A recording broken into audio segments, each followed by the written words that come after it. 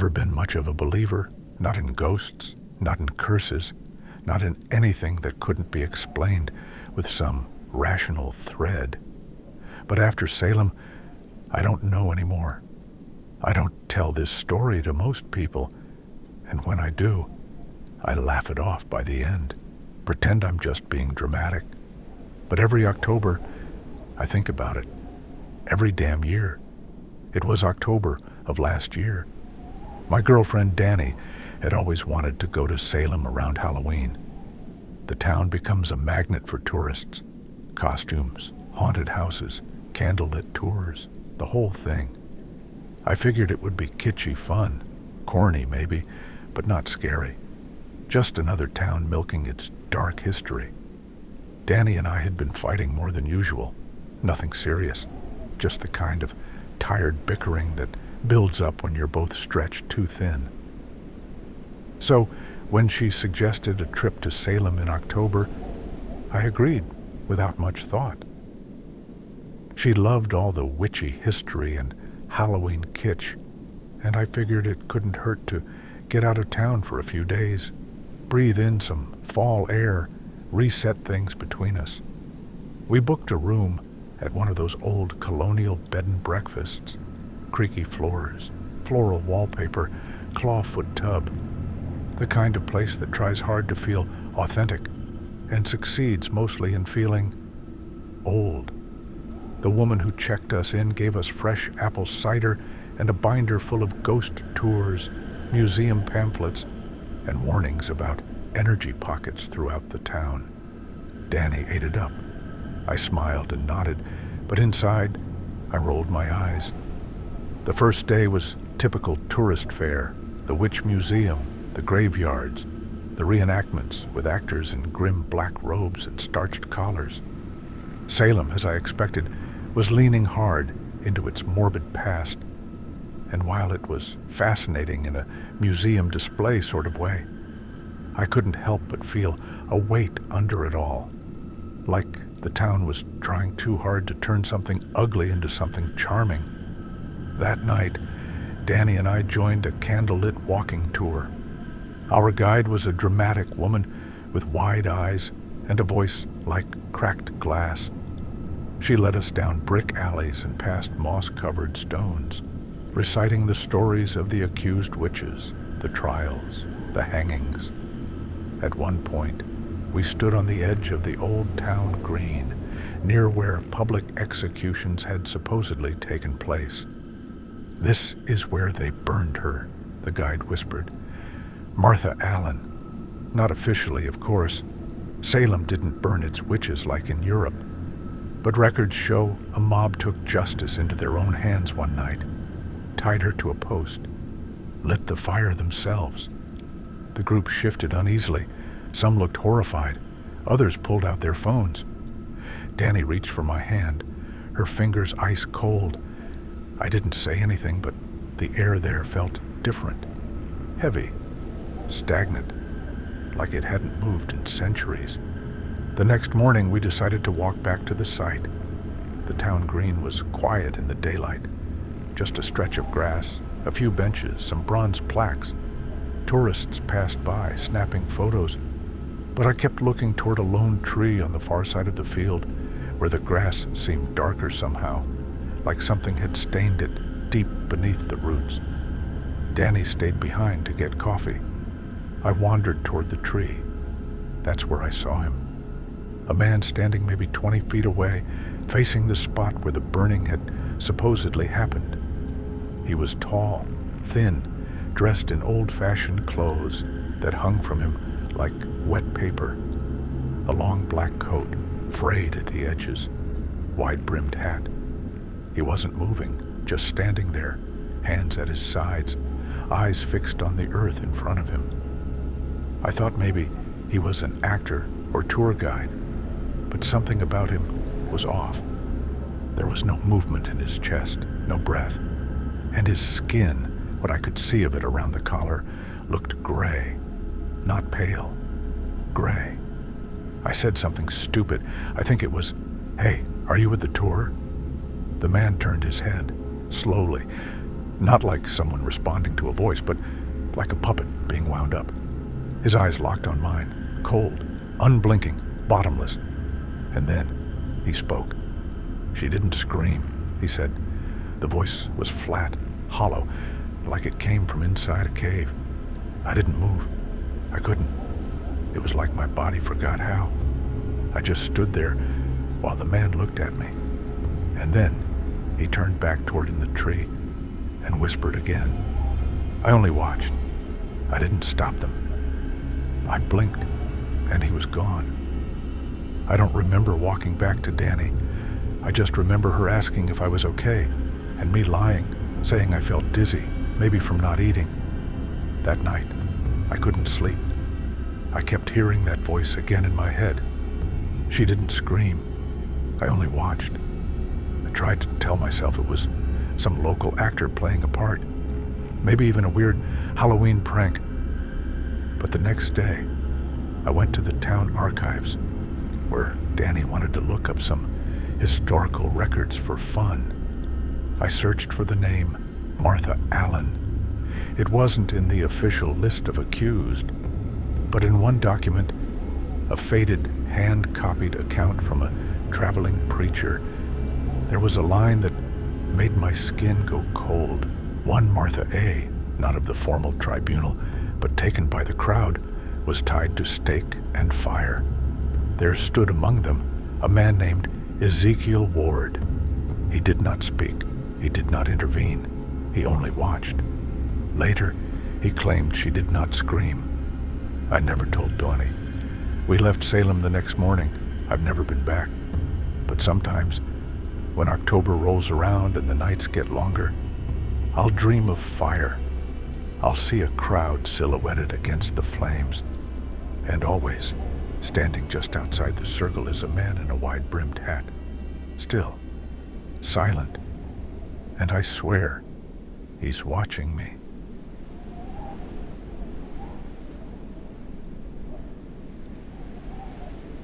I didn't believe in ghosts, spirits, energies, or any of that supernatural garbage. That's probably why the Oracle's Grin, a fringe occult group known more for their Instagram aesthetic than actual witchcraft, let me tag along in the first place.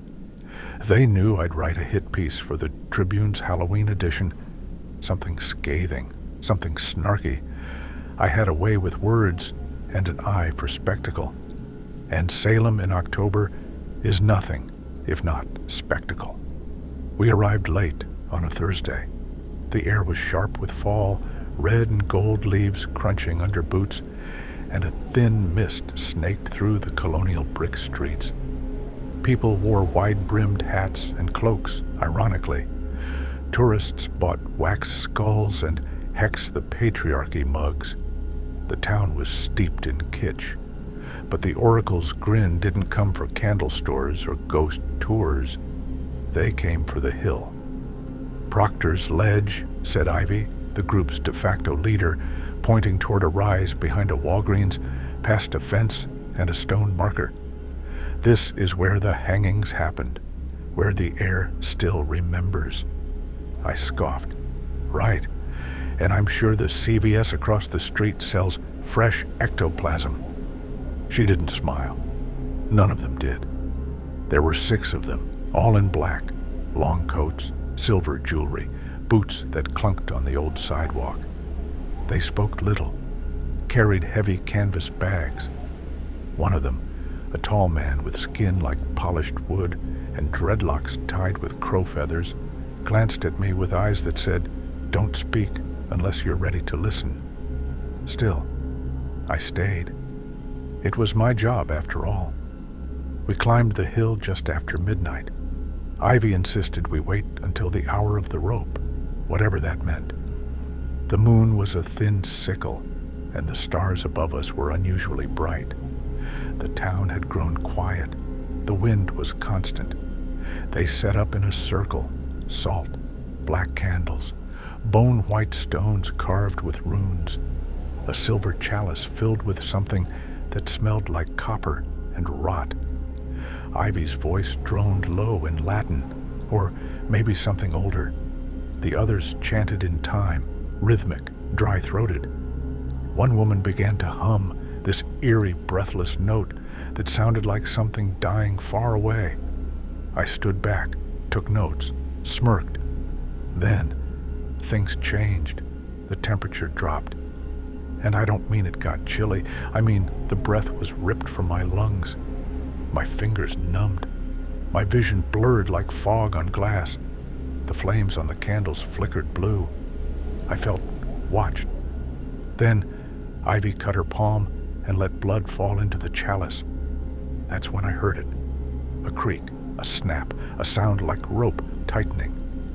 I turned toward the edge of the clearing, near a jagged outcrop overlooking the road. And that's when I saw them. They weren't there in the sense that you could touch them. They shimmered, gray, translucent, like old film burned at the edges. 13 women, maybe 14, all hanging. Their feet swayed slightly above the ground, some twitching, some limp. Their faces, God, their faces, bloated, blackened, tongues distended like grotesque worms from their lips, eyes bulging, bruised. One of them was still kicking, her legs spasming like a puppet with cut strings. The ropes groaned as they held weight that no longer existed. And behind them, figures, solid, still, watching. Not the occult group. These were old-time men in Puritan hats, wide collars, brown coats, stone-faced, emotionless, just watching. Rows of them, dozens, maybe more. I couldn't count. They stood in a semicircle beyond the tree line, half shrouded in mist. Their eyes glowed faintly in the dark, pale and yellow like dying candlelight. "What the hell is this?" I whispered. Ivy didn't respond. Her eyes were wide, tears streaming. Her lips moved in prayer, but no sound came. The woman next to her vomited into the leaves. The ghosts of the hanged women writhed and gasped. One turned her face toward me, just barely. Our eyes met. Hers were bloodshot, full of fire and pain and fury older than the soil. Then she screamed. It was not a scream meant for ears. It was meant for souls. I felt my legs give. I hit the ground, gasping, clutching my chest like my ribs were collapsing inward. The sound vibrated through my bones. I wanted to run, but couldn't. Her scream pulled the others into a crescendo, moaning, rasping, choking. Ropes twisted, feet kicked. Behind them, the watchers grinned. Their teeth were not human. Too long, too many. And then, all at once, it stopped. The air went still. The hanged women faded like smoke. The watchers blinked out like turned-off lights. Only the candles remained, flickering red now, and Ivy, who collapsed onto her knees. No one spoke. I picked myself off the ground on trembling legs and looked out over the hill. The town slept below, street lamps casting halos in the fog. But I knew something had changed. I felt it in my blood, like something ancient had brushed against my spine and whispered, "Now you know." I left Salem the next morning, didn't say goodbye, didn't finish the story. For a month, I dreamed of ropes and screams and eyes that didn't blink. And sometimes, when I walk alone at night, I feel that same cold in the wind, that same pressure behind my eyes. I know what I saw, and I know they're still watching. Some things are never buried, not really.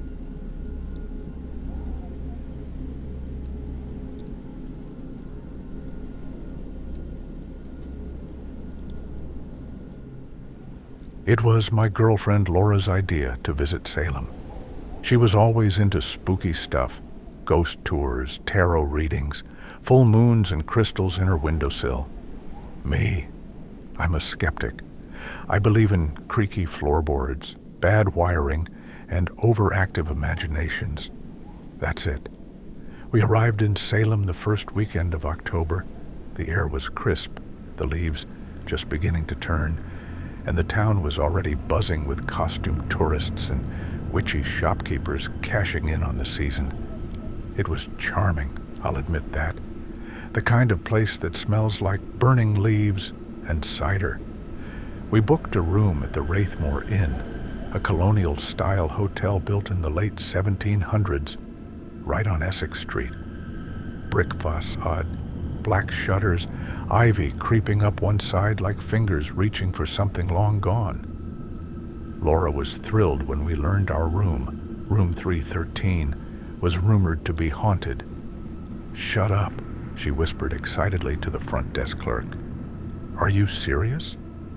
The clerk, a wiry old woman with too much eyeliner and a Salem witch pin on her vest, smiled without showing any teeth. "They say the original innkeeper's daughter was found hanged in the closet. Some guests hear her crying. Others," she paused and leaned forward, "say she never left the room." Laura practically squealed. I rolled my eyes. We got to the room around 4 p.m. It was dim, with antique furniture, warped wooden floors, and a tall four-poster bed. The windows looked out over a narrow alley that separated the inn from a candle shop. The closet, the one, apparently, where the innkeeper's daughter died, was just an ordinary old wooden door in the corner. "Spooky," Laura said with a grin. "Spooky plumbing, maybe," I said. "You'll see. These old places always have bad insulation and weird noises." That night, we grabbed dinner at a local tavern, did a candlelit tour of the old jailhouse, and returned to the room around 11. The radiator was hissing. The mirror on the dresser was slightly tilted. A draft kept making the curtains flutter. Laura was in her element.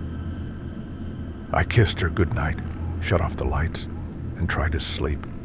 Tried. It started with the creaking, not the kind you expect from old floorboards. This was different, rhythmic, like someone pacing slowly back and forth across the room. Laura mumbled and rolled over. I opened my eyes. The room was completely dark, except for the faint orange glow of the street lamp outside, bleeding in through the curtains. I strained my ears. Step, step, step, but I couldn't see anything. I sat up and reached for my phone to check the time, 3:13 a.m., weirdly enough, and flicked on the flashlight. The sound stopped immediately. I swept the room, floor, closet, under the bed, nothing. Just the silent thrum of the radiator and Laura softly breathing. I chuckled to myself. Great, now I'm hearing things. I turned off the light and lay back down. The creaking resumed 5 minutes later, but this time it was closer, slower. I held my breath. The air felt colder somehow, heavy. I could hear Laura shiver and pull the blanket higher. Then came the sound I can't explain, a kind of wet choking, like someone trying to breathe through a crushed windpipe. It came from the closet. I sat bolt upright and flicked on the light.